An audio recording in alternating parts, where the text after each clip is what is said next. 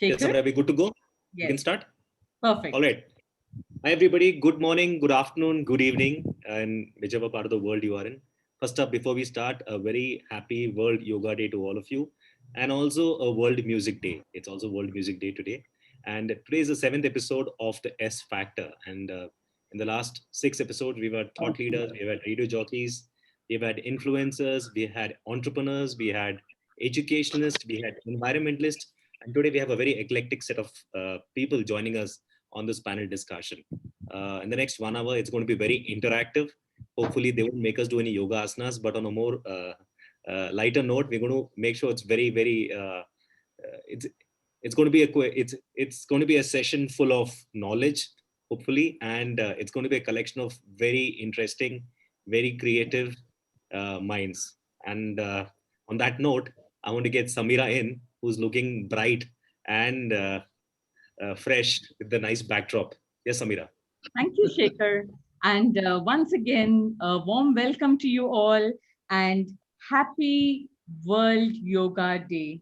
It is so great when eminent personalities like you all, who are considerably influencing society, are here to make a difference. So I would like to start by introducing you all to the show. A warm welcome to Franz Andrini, my friend of 20 plus years, who is also the founder of Yoga Andrini. Well, you need to know that he's absolutely passionate about yoga, teaches it not only through personal, one-to-one relations, but also through the website and many other mediums. We also have with us Rajvi Mehta, who is the founder and she's an author of a book, Imagine If, which has been recently released by Westland Publications. We also have with us Dr. MadhaviReddy from Motherhood Hospitals. They're into maternity, gynecology, and many other services which we will hear about. Our honor and privilege to have with us Snigdha Bharadwaj, who is also, an entrepreneur. She's been with a lot of MNCs in different parts of the world, and she's the founder of Yoga Bliss, and she's also passionate about the art of living and takes it forward.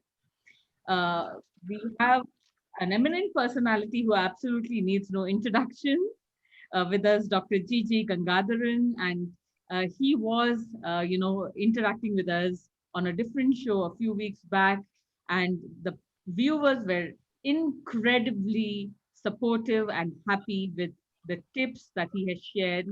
He is also from the Ramaya Ayurveda Hospital, and a warm welcome to you, to all of you on this show. I would also like to acknowledge the support of quite a few of our supporters. Ecosol Global, Shevins Entertainment, Boopalam, Botanical Cicada Media, I Am Here, IJ Enablers, Westland Publications, Treadworks, Elephant Marketing, Sunshine Bakers, eTransform, Peppercoins, Yoga Antrini, and Jagrati Education. Over to you, Shekhar. Thank you, Samira. Thank you for that very warm and very interesting note. Now, as you told, we've got some very eclectic set of speakers and panelists amongst us. So it goes without saying, when I think of yoga, yoga for me means the confluence of mind, body, and soul.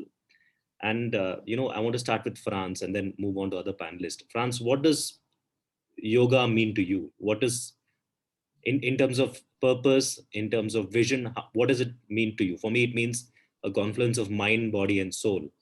How does it work for you, France? Well, over the years, I probably redefined the concept of what yoga means for me. That's kind of natural thing. The realizations are different, perhaps more profound, and therefore, so the realization of the past was perhaps like confluence of the body, mind, and soul.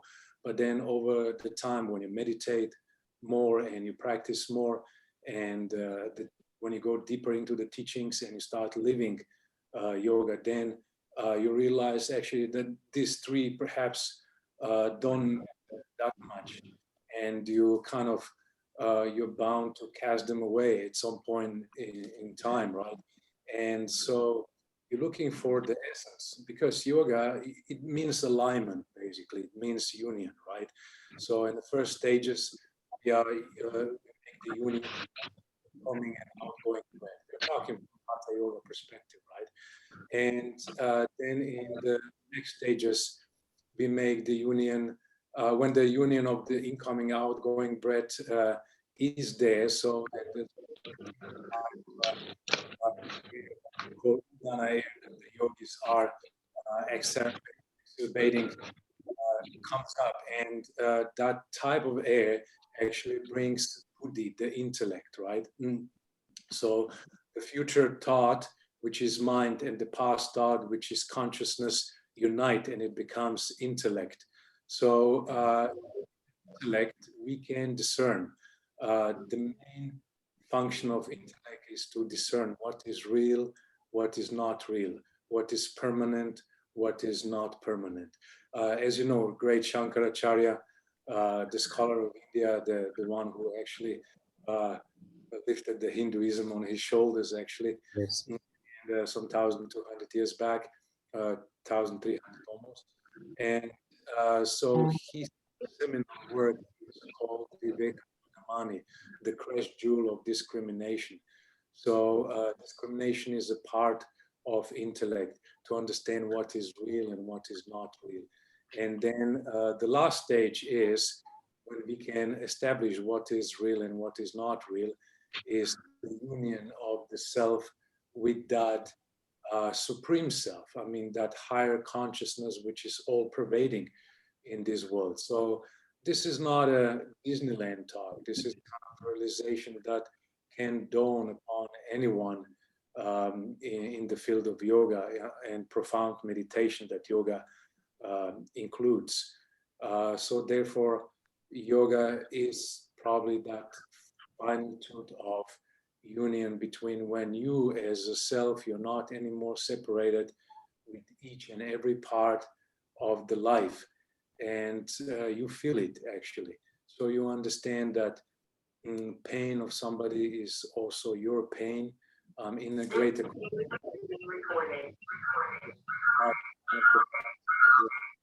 perhaps it's a bit painful at times to acknowledge these realizations, they're necessary and you are forced to go towards them in any case. So basically, I feel at the end of the day, you are merging with just about everyone. That's the concept of Paramatma, means it's in every little atom, in every living being inside. You become them inside. So it's more than just union of the body, mind, and soul. That's pretty much just an individualistic concept. But going beyond individualism is connecting to the real essence of every living entity. Then we understand, and then we understand that mula, root of the crux of the existence. Thank you, sir. Thank you so much. You just gave us a masterclass about yoga. And I think when you spoke, one could sense there was a lot of peace, there was a lot of calmness, and there was a sense of balance. And that sense of balance we've also achieved on the Zoom link, because initially, because you're on a Zoom platform, you always have somebody not pressing the mute button, and now I think everything has just stood still. Now, on that note, Snigdha ji, I have to ask you this question because you were one of the early birds to join this call. What is your perspective on yoga? Because, like Franz ji said, yoga is a confluence of is his perspective on it. What is your perspective on yoga on the occasion of World Yoga Day? Thank you, Shekhar. Thank you, Franz. Wonderful definition on yoga. And taking it forward, I would like to present my perspective, my understanding and experience. More than understanding or perspective is the experience that matters, isn't it? Especially for yogis. So my experience on yoga is just one word, the short form, which is called iPod, I-P-O-D, the Apple word, But in art of living, we call it as inner peace, outer dynamism. That's what is achieved when we practice yoga.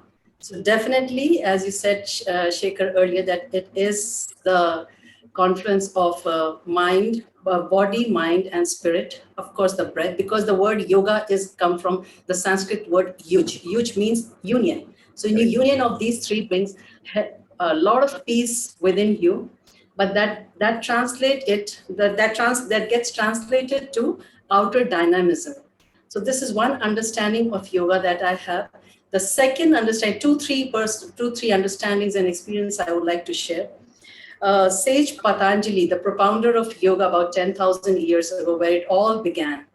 So he has divided this whole thing into 8 limbs. That's called 8 limbs of yoga, out of which asanas are one of the 8 limbs. Asanas, as the world probably understands very popularly today, that yoga means all twisting body postures, making a pretzel out of the body. And then one says, yes, I have done yoga. No, that's just 1/8 of the whole part of yoga that you have done. The rest of the 7 parts are yama, niyama, then comes asana, then comes pranayam, then comes pratyahar, dharana, dhyan, samadhi. So I'll not go into the details, but let me just tell you, yama, niyama are the self-discipline and how you conduct in the outer world. So the inner discipline as well as the outer discipline. And I'm one big fan of being disciplined in my life, because coming from Air Force background as an Indian Air Force officer, discipline was what helped us keep us on feet. That saves nation, as we all know, right? So yoga is the discipline. Yoga is a science. Last but not the least, yoga is a science. In what way is it the science? We always compare yoga, or we come to, or we define health as yoga, or people say that you want health, do yoga. So what does this health mean? Health is the 3-dimensional fact. It is the physical health, the mental health, and the emotional health. Now, yoga takes care of all these 3 aspects of health. That is why we call it yoga as a science. My Gurudev Shri Ravi Shankar, he says, yoga is a science. It is a behavioral science also, because once you are into yoga, practicing all the 8 limbs of the Patanjali Yoga Sutras, the Yoga Sutras, you can take care of your relationships. You can get emotional upheaval, all the clutter in the emotions that gets washed off. Then you get the spiritual upliftment. Spirituality is not religion. It's just what I said earlier, inner peace, outer dynamism. Taking care of your mind is spirituality. Don't we all want to be strong from within? Yeah? Is it? Absolutely. Who doesn't? That's a very silly question to ask. But we end up reading a lot of things. Go to Google Baba and read up a lot of things, but it all gets stuck at the intellect level. It never comes down to the experience level. How does it come down to the experience level? Again, yoga comes to the rescue. So the third aspect is the physical aspect, which we already spoke, right? Asanas. Correct. So this is what yoga for me. It takes care of the health, which is the science. It takes care of my mind, all the 3 aspects, right? So this was the goal from the ancient rishis and sages, and it's still here. And as we proceed, probably I would like to throw some more points without taking up much more time right now on the first half, and give others the chance to talk. Thank you, Snigdhaji. You gave us a very interesting perspective on yoga. Franz G spoke about the revered Sri Adi Shankaracharya, who was, I think, extremely inspirational, and he spoke about the asanas. I have to go to Professor Mr. Gangadharan. Sir, I heard you speaking the other day, and I think it was very passionate, very interesting. And I would love to know your perspective, sir, on Yoga Day, and what does it really mean to you? It is not perspective. Actually, it is yoga to me is a universal truth. And a yoga is based on a universal principles. That is why it exceeds all the time and space. It is not eco-specific, it is not region-specific or anything. It is applicable to any given time and space. That's why even now, 21st century also, it is relevant. It is going to be relevant for coming centuries also. It has become an inspiration for youngsters. So as told by previous speakers, very clearly, the first sutra of Patanjali, Yoga Sutra, says very clearly what is yoga. It says without ambiguity that yogastu chitta vritti nirodha. So this word is very important, chitta and vritti. See, vritti is the all characteristics of mind. Without chitta vritti, there is no mind. And yoga is advocating and yoga is promising that you can do nirodha, you can stop, you can make the mind blank, so that the mind will be able to communicate with the universal consciousness without any blocks. Why we are not able to have the macro and micro connection is the mind is the biggest blocker. So all steps of yoga in this asana is one, is a travel towards that eternity, that truth in which we are all striving to be there. So the block is the chitta vritti. And the first sutra, we give a very clear definition of yoga is yogastu chitta vritti nirodha. It's very easy to say vritti nirodham. It is the most impossible thing to do unless you have got a very great guru on you and he's blessing you, and you have got a tremendous practice starting from yama and niyama, then going to different stages. The last stage of yoga gives what is chitta vritti nirodha, samadhi. Samadhi is an unended, uninterrupted communion with the universal consciousness. So that is the ultimate aim. So when millions of people try for that, one among million reaches that. But let us keep always our aim at a very high stage so that we stay in this birth, we reach somewhere. So yoga wants to step in, like it is taught in Gita, nahi kalyana kaschil durgadim tada gachadi. So whatever steps you make now, even though you may not achieve the ultimate goal, but you reach somewhere, 2 steps, 3 steps, 4 steps, so that when the next janma you take, as per our Indian understanding, Uday Chadurbi Sagadaihi, we reach to the next zygote form from the sperm and the ovum of your parents. You take this karma with you and get to the 3rd stage or 4th stage where you ended last time. So yoga to me is a very great expectation. It is a life, way of life. It is not a abhyasa, it is not a asana, it is not a practice. It is a life kind of a stream, and it is an evolving stage. Every stage you are evolving to one level. So you can see yogic practitioners with different good gurus in different stages of their evolution. You can see highly evolved people, you can see semi-baked people, so you can see some people in a very preliminary stage. So the yoga to everyone should be the complete vritti nirodha of chitta, the stoppage of mind action. Thank you, sir. You make it as simple as it is. Samira, over to you. Yeah, I think very interesting insights shared. And I would like to now turn our focus to, Dr. Madhavi. And Dr. Madhavi, you're from Motherhood Hospitals. And, I just want to ask you, what is the blend? Today also happens to be World Music Day. Keeping in mind that women want to, enjoy life, feel more relaxed. What is the correlation between yoga and music and, having an influence on the mind, body, and soul? Good afternoon. I'm Dr. Madhavi from Motherhood Hospital. I'm a gynecologist at HRVR branch. So when we talk about, mainly we are dealing only with women health issues. So we see a range of women health issues right from childhood, adolescence, and when you're pregnant and menopausal stage. So when we go through all this, especially we are more focused for pregnant women. So nowadays the generation is in such a way that when we ask them to do few simple exercises, they say we don't have time to perform them.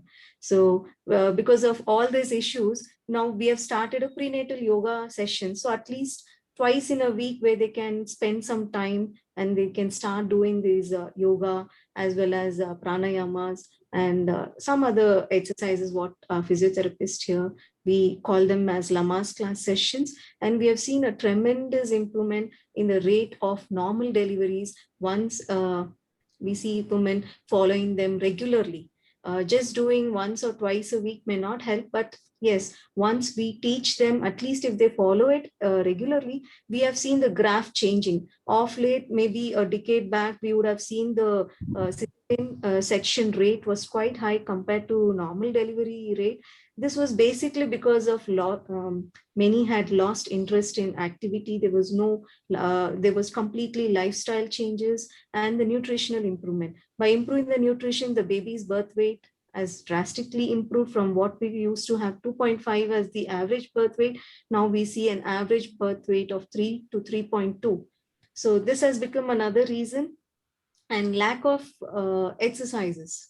And when we ask them to do household activities, they tell us that no, doctor, my parents and my grandmother has told us not to do anything. So this is where the discouragement happens. When a doctor, we ourselves tell them, you can do your routine activities, you can perform these exercises, yet many of them don't do. So this is the reality, and we are trying to change this trend by introducing Lamas classes in our hospital, and we see a good number of enrollment of women, and I've seen a lot of change, and really this will matter a lot when a woman comes during delivery. I mean, the woman who is performing regularly with these exercises, they have ease at delivering. They know how to take each contractions. Taking a labor pain is not simple, but when we are taught in a right way, they do. So I feel yoga plays a very important role in this way. And you had another question about the music therapy. Yes, when we go through the antenatal visits, when we see that the mother is really stressed, maybe the domestic stress or a work pressure, we see that the baby's growth is impaired. What we say, the growth is restricted. So for these women, we do ask them to listen to music, do meditation, and I've seen a lot of change. And when we do a next growth assessment, I see there is a lot of improvement. So definitely music will also play a role along with yoga and meditation. This is my opinion. Wonderful, wonderful. And when you talk about this correlation, I would like to move on to Rajvi Mehta, who is also, apart from being a reproductive biologist by training and profession, she has also come out with this book. Congratulations, very interesting book on Imagine If. And in the book you also talk about Guruji, where Guruji BKS Iyengar, where he says yoga does not change the way the person sees things, but it transforms the person who sees. And my question to you is about transformation. What is the transformation that we can expect through yoga? Thanks, Amira, and thanks for the compliments on the book. Actually, I would like to go back a little on your question on music. Yeah. And, since it's World Yoga Day, International Day of Yoga, and the International Day of Music, I would like to quote Guruji here, who said, yoga is like music. The rhythm of the body, the melody of the mind, and the harmony of the soul create symphony of life. So when the body, mind, soul are so unanimous that you get a symphony. But when they are separate, there is cacophony. So it is basically this integration that is brought about by the practice of yoga that you get this kind of the symphony of life, as he says it. And when we start, whenever one starts, we understand the body separately. You consider the skeletal-muscular body, the physiological body, the mental body, the emotional body, the intellectual body, and the consciousness and the conscious and the conscience, the antakarna. Now, when these are all separated, there is a conflict between each of them. The most common articulated is the conflict between the body and mind. We often say, my mind doesn't support what my body wants to do, or the body doesn't support what my mind wants to do. And we are at some level of conflict, and that brings disharmony and unhappiness. So what are the tools that we have with us? So like a musician has either the vocalist or a musician has an instrument. And remember, all the great musicians, they tune their instrument. Yeah. You don't find a musician who just goes and plays. They take so much time to tune that instrument, because it is through that which they generate their music. Similarly for us, what is the instrument we are born with? Only the body. And so it is through this body that we can attain this symphony of life. We can attain this bliss of life. And when that happens with this integration of all these aspects, that's where transformation occurs. So when I start something, I see something with different aspects. But when they all get integrated, the way I see things change. So that's what is transformation. And it happens very gradually. It cannot happen pre-planned. I cannot decide that on 1st of January, I will get transformed. So that's where we make all our New Year's resolutions. But I would like to know how many percentage of the people who make New Year's resolution actually manage to continue it for beyond a month. Most of the times, they fly up. So that is where we are trying to change ourselves first of the day. But in the case of practice of yoga, the transformations are so gradual that if somebody asks you, when did this thing happen to you? You have no answer because it's so gradual. While change is something which is intentionally brought about, transformation is extremely gradual. So you don't know when you started and when the shades have changed. So that's how it transforms people. And that comes through practice. It cannot come through intellectual cerebral understanding. Thank you, ma'am. Thank you. Thank you so much. And on that, not imaginary note, but on that visible note, I have to ask Franz a question. Franz, you know, I'm sure you know that today is the World Yoga Day celebrated across the world, and India has been at the forefront, trying to, spread the message as much as we can. But we also see that this is something which has to be percolated down to every nook and corner of the world as we talk. As in, we are all talking about it here. We're trying to create a movement around it. But from your perspective, what can be done in terms of making sure people connect with yoga? When I'm talking about people, not just our age group, I'm talking about children as young as 10 years old to somebody as old as 20 years old to somebody as old as 40, 60, 70, 80. I'm talking in that perspective. Well, I see no problem with for people connecting with yoga around the world. I'm having students from right now at the age they are 15 years old, and the oldest is perhaps like 64. So yeah, I see there's a range of all kind of studenthood around, and I don't think so. There's really, I would say, that we need to be apprehensive about, lack of yoga around the world in general. Today is, so to say, every fifth housewife is a yoga teacher. So this is a very good news for the spread of yoga. Actually, everyone goes for some yoga classes. A lot of them go for some teacher training courses, and they master something. I mean, that's useful for their life, and some of them more or less successfully impart that knowledge to other people as well. So we see actually that yoga hasn't diminished. Yoga has grown exponentially, and it's still growing. In fact, it's just growing, parallelly with the world population. It's just, so it's a good news. So there will be always some who will not go for yoga. Of course, in the realm of all these people who practice yoga, they are mostly on the physical aspect of the asanas. But even then, I mean, the asanas itself, I mean, if they're done in a very, how we call it, traditional manner, you inhale, come up, exhalation takes you down, right? So inhalation takes you up, exhalation takes you down. So then you hold for a certain amount of breaths, some asana, then you exit the asana, either with inhalation or exhalation. It does something to you. Like one of my friends told me years back, he said, I've seen people who are totally unspiritual. He used to run a yoga studio for many, many years, some in Asia. And he said, I used to see people who were very unspiritual, but just coming to yoga classes and doing this downward dog for 100 times or 1,000 times, something changed in them. And they were ending up meditating as well. And so I think yoga has that power. The asanas also have that power, despite so-called just physical aspect, which I don't see it exactly just as that. So we can see that the yoga will be only spreading. It's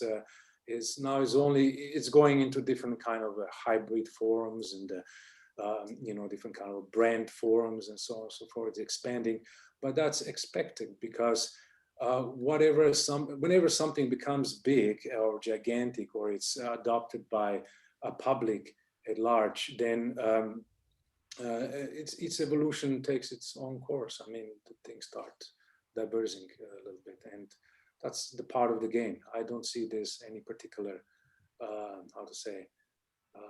you don't need to be apprehensive about the future of yoga around the world. I think people will be practicing. We see a great explosion of practice in Africa. So we see, I mean, Asia, Europe, America, North America, particularly Mexico, everyone practices yoga. People from all over the world. I mean, from Patagonia to Mongolia, everyone does yoga, and that's a good thing about it, actually. So it has become a property of everybody. I always say yoga belongs to those who practice it. Absolutely. Thank you so much, Franz. Now, when you were talking about it has become a property of everybody, that explains that actually is the answer to the world. When you were talking about yoga, I was also thinking of, I had made a trip to Mount Kailash, Mansarovar Lake a few years back. And I think I'm just lucky I managed to make the trip and do the entire parikrama around the mountains. Now, incidentally, when you go to this place called Mount Kailash, Mansarovar Lake, you see the mountains have a shape of Lord Shiva in a yoga asana. I actually like this. So it's how you look at it. And that leads me to my next question. And, all of your yoga practitioners, and we've got people who are listening in who are who would want to know more about yoga. So if in the message box, and if all of you could show us a particular yoga pose you have, I know we are on video, but if you have a yoga pose of yours, which is your favorite, then Samira will go ahead and give you a gift right away. Mhm. Yeah, you could put your favorite yoga asana in the message box if you cannot show the video. But if you show a particular pose of yours, which is very popular, which you like, which is the best pose of yours, we've got a prize for you. What do you say, Samira? Of course, I'm game. Let's go ahead. Yeah. So please show us your best pose for the next 1 minute. Anything. Just don't go to sleep. Well, wait a second. Do we have to put a picture there, or we are? I mean, You can just show it, like, what's your favorite yoga pose? It could be anything, and you could also put it in the message box. It could be any asana which you feel is something which you really like to do at any given point of the day. It could be anything. Very frank, my stomach is too full to do my favorite yoga pose. So I had a lunch for this talk. So I'm out of the price. Maybe I can give it to someone else. But I think the picture that I sent for the pamphlet, I think this is one of definitely Chakorasana is definitely one of my favorite yoga positions. Love it. So. All right. We've got a lot of responses on the message. We've got Yoganindra, Radhika Pai says that. And we've also got Makarasana. And Snigdhaji, if you have anything, if you want to show a pose, please. Rajviji, you can use your imagination and show us a pose. And Can I show a pose? Yeah, go for it. All right. So I'll show Chakrasana. Okay. Have some action to take off the sleep, if anybody's feeling asleep. I think everybody's in a high level of consciousness right now as we talk. Yeah. So, am I visible? Yeah. All right.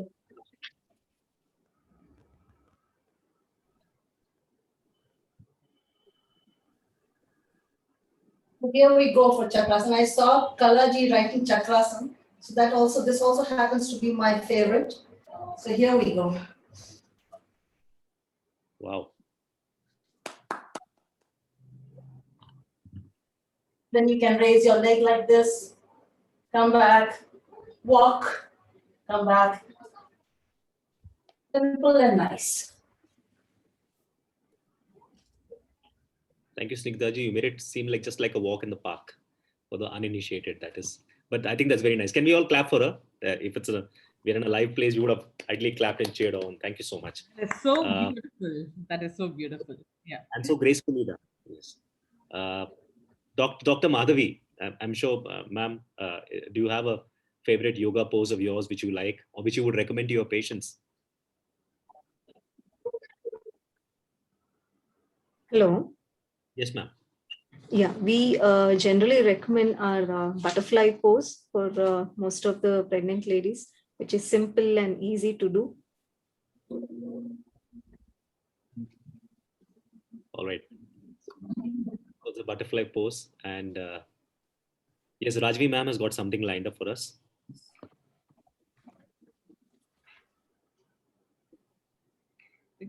I think you have to unmute yourself, Rajvi.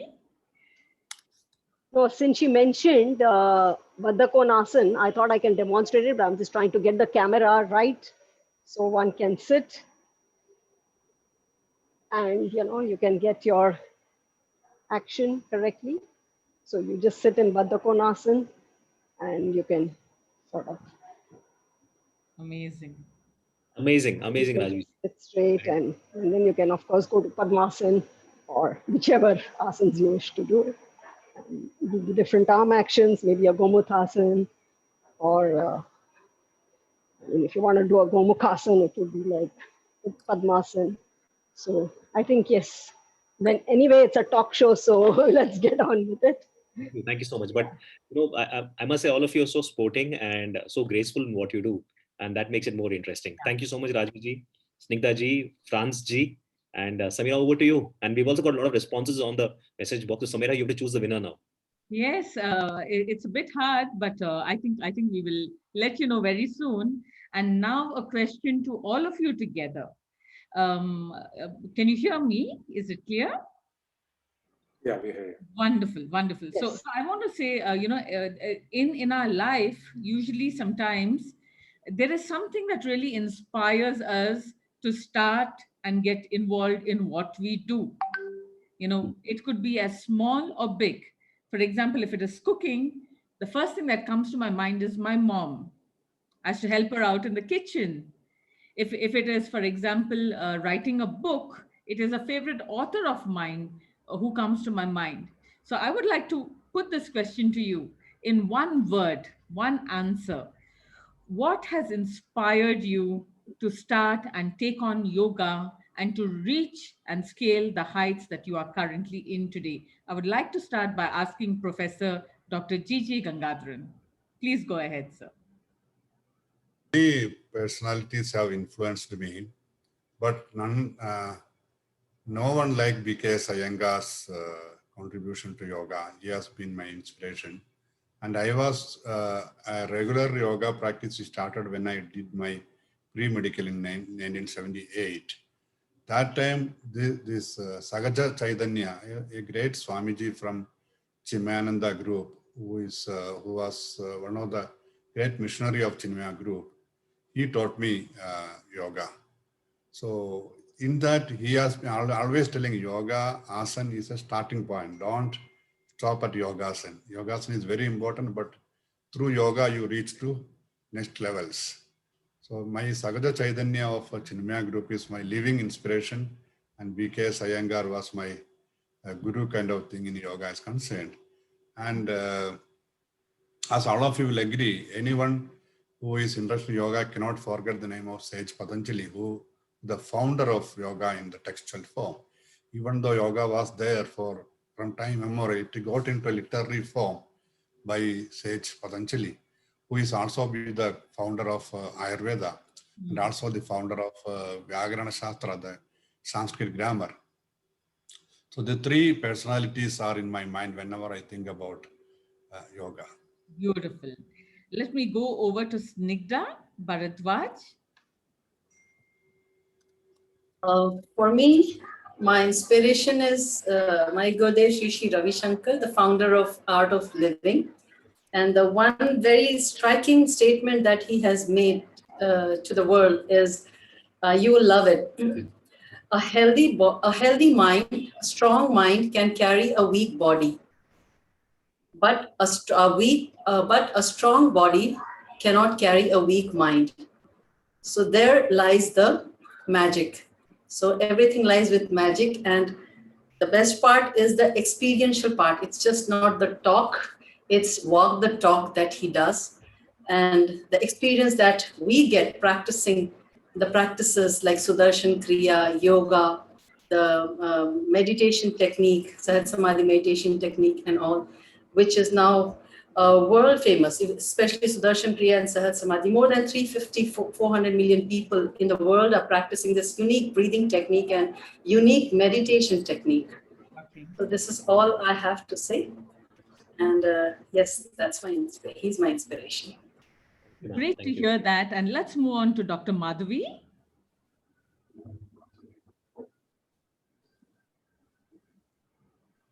Dr. Madhavi, tell us who has been inspiration to start and get into the, field of yoga? Saint Patanjali, who's the founder, as well as Sri Ravi Shankar ji, has inspired us with all the yoga techniques. And yes, these are my inspiration. Wonderful. Franz, you've been doing it for decades and, for time. I mean, it's been so long since you're immersed in yoga. Go ahead. Yeah, well, I've been doing it since I was 17. Well, my inspiration is definitely my yoga master, Yoga Visharada Sri BNS Iyengar of Mysore, not BKS, BNS Iyengar. It's a common Brahmin name south of India, Iyengar, right? So he's my inspiration, and he actually guided me from in every nuance of its practice in a practical form, through asanas, through pranayamas, through mudras, through dhyana meditation. And he taught me as well as Vedanta, Vishishta Advaita, particularly of Ramanuja, in comparison to Advaita. I used to have other masters as well. I mean, Bhaktivedanta Swami, Bhaktividya Purna Swami of Gurukula in Bengal. He is a very erudite person. There were a couple of other people as well. Well, I learned some Saddarshana there as well, so that's one part of the yoga as well. But mostly, and then my Ayurvedic master, not to forget to mention, PK Madhusudanan. He lives in Mysore, but he's from Kerala. His family has tradition of 900, I believe 960 plus years of Ayurveda. And yeah, well, these were pretty much my inspirations, but mainly my yoga master, Yoga Visharada Sri BNS Iyengar. Thank you. Good to know about, the depth and the background of this. And we are left with Rajvi. Rajvi, you've driven yourself, you've written a book apart from your highly accomplished professional career. What drives you? For me, I mean, it's my guru, BKS Iyengar. I mean, I've been very fortunate to have started at a very young age. So I literally grew up meeting and learning from him every weekend for decades together, and my parents. So they are my gurus, and they drive me and show me the path, even if they're physically present or not. So they're my inspiration who keep guiding me. Beautiful. Yeah. Shekhar? Thank you. Over to Thank you. you. So we've also been getting a lot of messages in the message box. Sri Ravi Shankar ji has been an inspiration for a lot. There is Majela Rohan who says that her yoga teacher Maitri is an inspiration.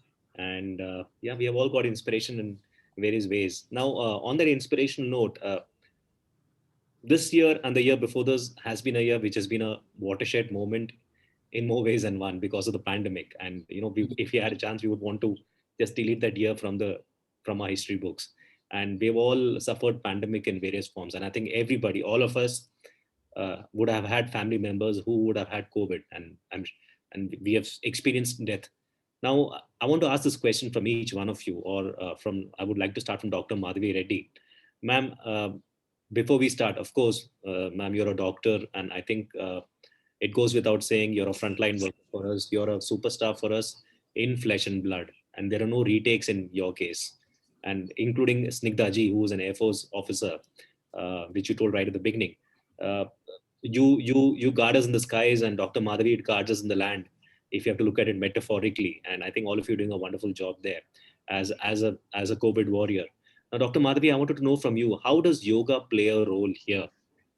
Because there are people who have suffered from the pandemic, and I know the recovery rate, the recovery from COVID-19 is not easy for everybody. There is stress physically and mentally. We have family members who are still trying to. So I wanted to know from you, your perspective, how can yoga play a bigger role here? Yes. During the first wave, we didn't experience too many positive pregnant women. But yes, in the second wave, if I would have seen at least 10 patients in per day, if you take on an average, at least 5 were positive. So that high was the positivity rate.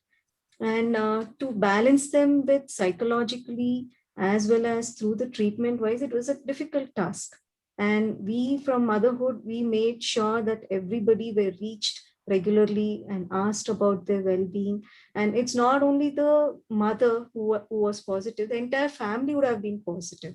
So that was more traumatic. And few of them would require an ICU care or some, which was even more traumatic. So when we started, like as soon as we get to know that the mother is having like flu-like symptoms like cold, cough, or mild fever, we generally start them off with symptomatic treatment, and we ask them to do certain breathing exercises where their lung capacities will be improved, and to monitor their saturations very regularly, because the saturation was the point where we used to decide whether a home care is better or a hospital care was better.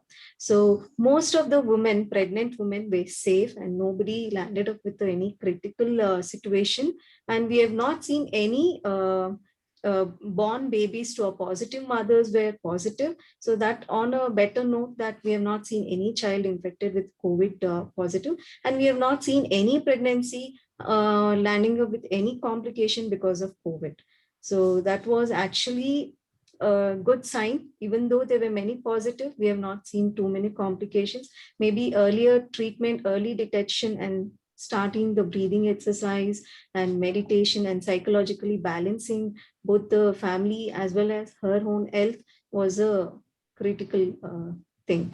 I mean, we used to give psychological counseling also for women who were depressed for this. Thank you, this was experience. Yeah. Thank you so much, ma'am. Ma'am, but I have to ask you a more intimate question. And Samira, I'm sorry, I'm going to just extend this question further to Dr. Madhavi once again. And I've always wanted to ask this from the doctors. Ma'am, you know, the pandemic has hit all of us really hard. And I think you have been at the forefront managing everything around it, right? Managing rumors, managing physically, and managing it emotionally. How are doctors motivated? How do because day in and day out, you're going to be seeing death, day in and day out, you're going to be seeing recovery. How do you, for example, or everybody, all the doctors in Motherhood Hospital, manage to keep themselves motivated? How do you keep yourself inspired? It was a tough thing since I have a small daughter at home. It used to be really scary that going and performing deliveries to positive women, as well as staying with them, doing daily rounds. And we would have seen outpatient, also many patients whom we really don't know whether they were positive or negatives. And yet we would have been exposed. So this was the critical condition from past 2 months. Believe or not, even at home, I used to wear a mask to be on a safer side, so that I should not become a carrier to someone else. So that was a precaution I had to take and balance my domestic as well as professional life. And yeah, this was the thing. Thank you, ma'am. Full respect to you. And we're all indebted to you in more ways than one. Thank you so much. Thank you. Thank you. So, you know, before we come to an end, and I think we're running out of time, a very important question to all of you again. You know, this is going to be telecasted and a lot of people are going to view this program. What is your one message to the community? You know, being leaders in this area from your personal experience. If there is something that you would like to tell them, this is your time, your platform. Go ahead. I will start with Rajvi. I would like to say one is let's take all these International Day of Yoga. I mean, for a practitioner, honestly speaking, it means nothing because every day is a day of yoga. But I think it's a good time for people to get motivated to at least start. Once you start, you will proceed, on this path. And then you will have an opportunity to see things in life differently, which in turn will make you a happier person and people around you happy. So I would say make a beginning. Don't leave it for tomorrow. Perfect. So whatever way, whatever means, start. Yeah. Dr. Gangadharan? I think yoga is yoga karmasu kaushalam. That's what Gita says about yoga. I will advise that make yoga a part of your life. Yoga is not an exercise alone. Make part of life. When I say even breathing properly becomes part of yoga. Actually, many of us are breathing wrongly by mistake. And if you can learn the proper breathing itself is a beginning. So make the yoga part of your life. Go from step 1 to step 2 and keep on endeavoring into that, following it. It can do a lot. There is no other science in the world which does not make you to invest anything other than within you. You invest in you and reap yourself from that. That's the greatness of yoga. Yoga is very, very, very, very self-reliant practice. Once you are think you can do yourself without any external help, you can grow. And find out a proper guru before you start anything in advanced yoga. That's my Lovely. advice. Thank you for that guidance. And let's move over to Snigdha Bharadwaj. Go ahead. So, very beautifully, Professor Gangadharan ji said, through breath, yoga and breath. So for me, the one message to everybody who'll be watching this and who are watching is make the connection between the mind and the body very, very strong. And the way it happens is it happens only and only through breath.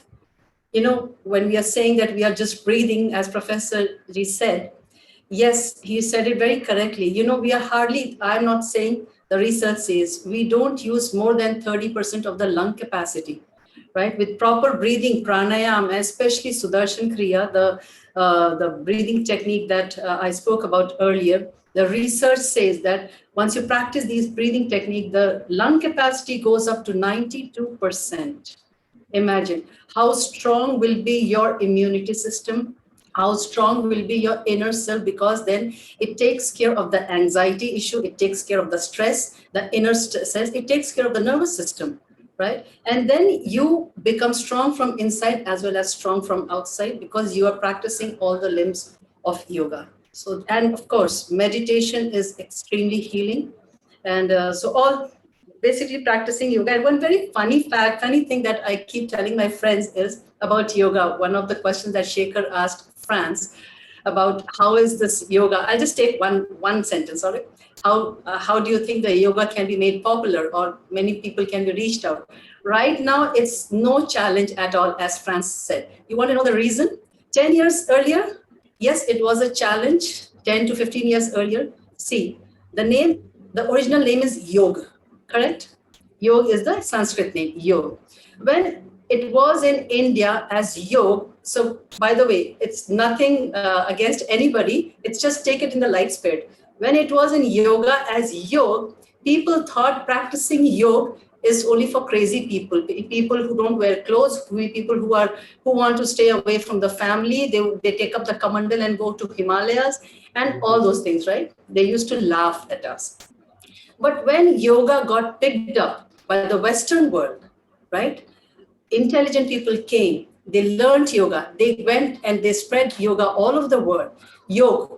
Then from there, it came to India, imported yoga became yoga, yoga to yoga. And then now yoga is fashion. So actually there is absolutely no challenge. Everybody is practicing yoga. It's just, the difference is whether it's holistic yoga or just one form of yoga. So that is on a light note. And as it is, the whole world is now united through yoga. So as my Gurudev says, it's a one world family. And yes, yoga has brought it together. That's from my side. Thank you for elucidating it so well. And you just gave it a different perspective altogether, but a very interesting perspective, no doubt. Thank you. Yes, Amira.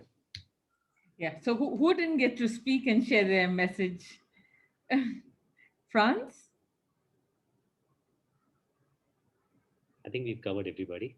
Yeah. Here. So I can echo pretty much everybody. Ms. Rajvi Mehta said nicely, just practice it, right? So I can only add, repetition brings out the magic. So if you repeat, 100 times, you're kind of familiar with it. And if you repeat 1,000 times, you own it. Repetition brings out the magic. You have to practice yoga regularly. Somebody said in the beginning that 1 time is not enough, 2 times is not enough.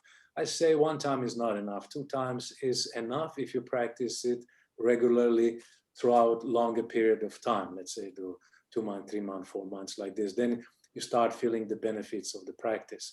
So it's all about regularity of the practice. Like you should not skip the practice. That doesn't mean exactly that you have to bend all the time to some extreme positions, some extreme asanas.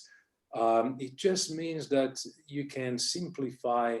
Even, you can do, let's say, if you're doing 3 times a week, you do 1 time a little bit more challenging and 2 days a little bit easier.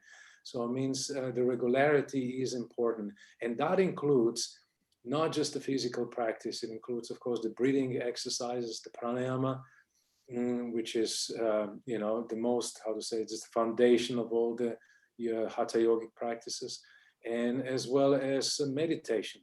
I think the life without meditation is like an Arctic winter. I meditate every day, almost like an hour and a half, so hour and a half, definitely, like if not about hour, 40 minutes. So, wow. And meditation cleanses you. Meditation heals you. Meditation is also, it's also yoga. Yoga is many components, and one of the components is meditation. And you just have to practice it daily. That's it. You have no excuse. You have to sit down on a chair, or you have to hit your mat, and you have to say your prayers. You have to control your breath, and you have to twist the body and straighten the mind. Thank you, Franz.